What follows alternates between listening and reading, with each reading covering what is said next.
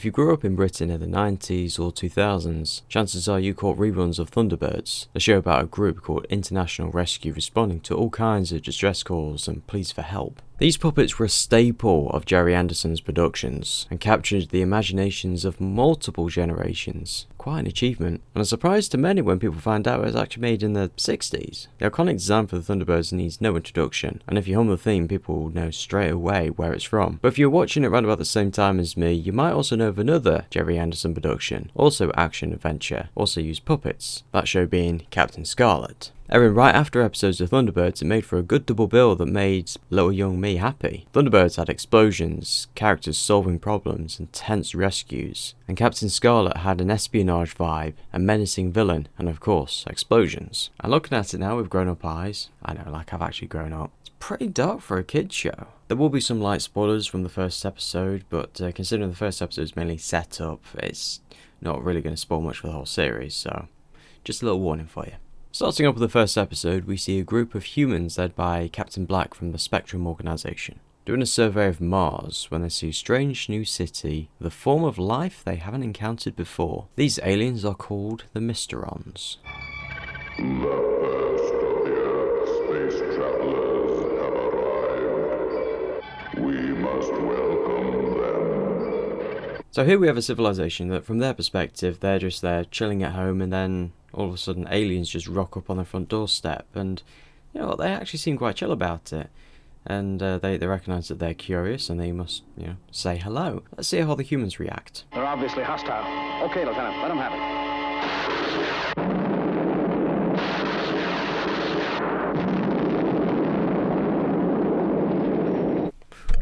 That was a bit abrupt.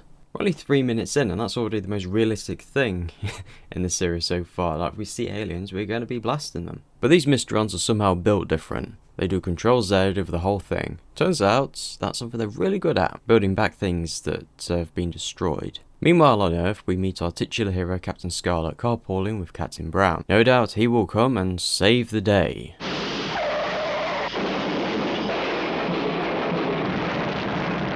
And he's dead.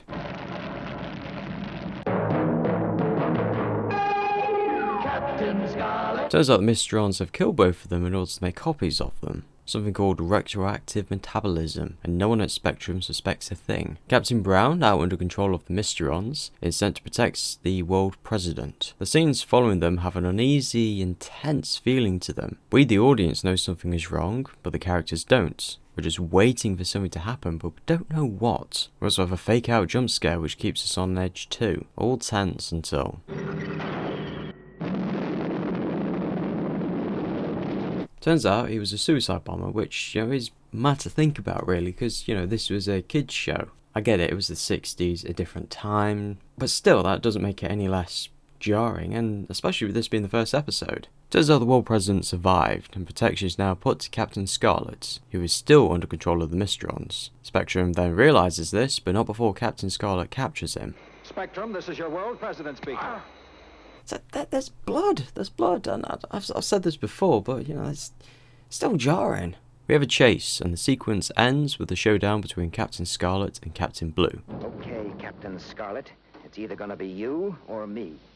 Even now, watching this back, the tension is really sold. The lack of music, the sound design, the well-done action, it really holds up. Captain Blue manages to shoot Captain Scarlet, making him fall to his death, and save the president. But it's later revealed that he has survived, retaining his near immortality, and is no longer in control of the Mysterons, which makes for an unconventional end to an unconventional episode. Through most of it, he has been more like a villain. Obviously not his fault, but if you remember, the intro said he was our hero, and he hasn't done any heroic things yet.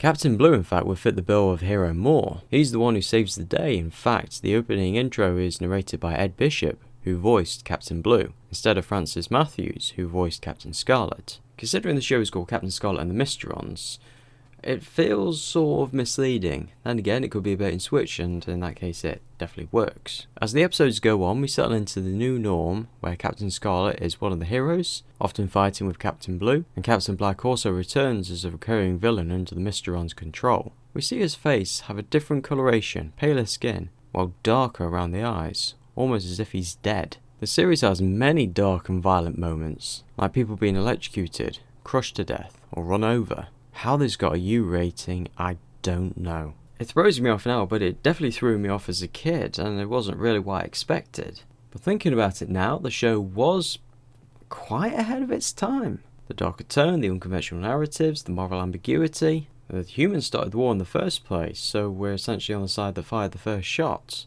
I can see why Gerry Anderson tried to reboot it in 2005. Sure, the show had poor scheduling and the CGI hasn't aged particularly well, but it's a solid take on the story. Proof that it really had legs if it could be rebooted nearly 40 years later. And with advances in technology in the past 20 years, maybe Captain Scarlet is due for another remake. What do you think? Should it be rebooted? Have you seen the old one? Is it too dark for kids? Please let me know down below. Thank you very much everyone for watching. If you like what you see, please subscribe and we'll see you later.